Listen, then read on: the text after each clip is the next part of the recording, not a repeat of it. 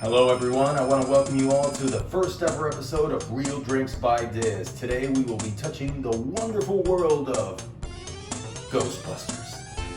I had a lot of fun doing these cocktails. I pulled a little bit of some areas that definitely mean a lot to me.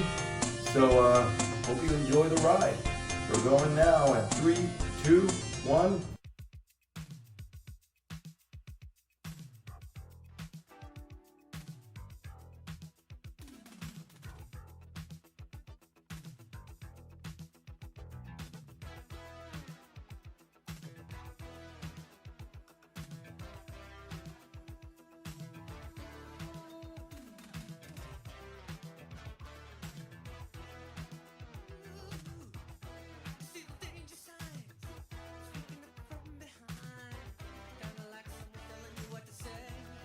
The Stay Puft Joe, heavily inspired by that iconic scene at the end of the original Ghostbusters. They had to choose their own destroyer, and what comes and pops in their mind? None other than the Stay Puft Marshmallow Man, running rampant through all New York. So, I decided to take inspiration in making a coffee-based cocktail with a nice big kick of 100 proof Kentucky bourbon, rich on creamy notes, and toasted to perfection.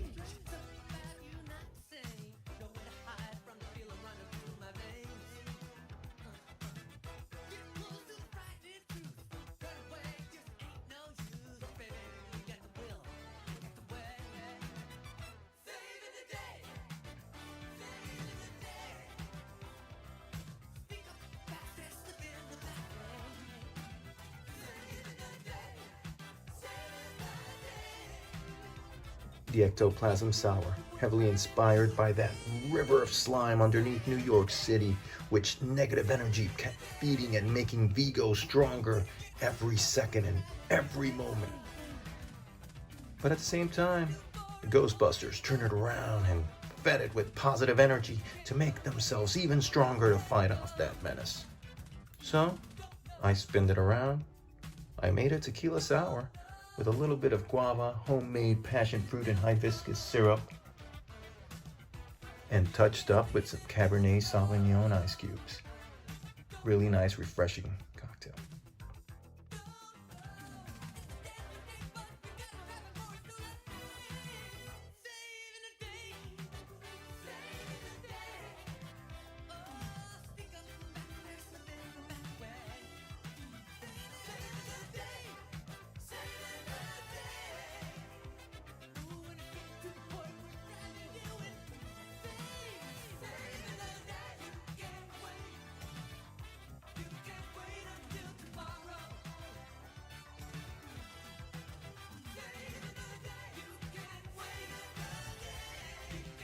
The Ecto Collins.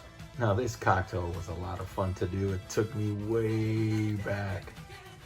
You know, the real Ghostbusters was running wild, followed by Slimer and the real Ghostbusters.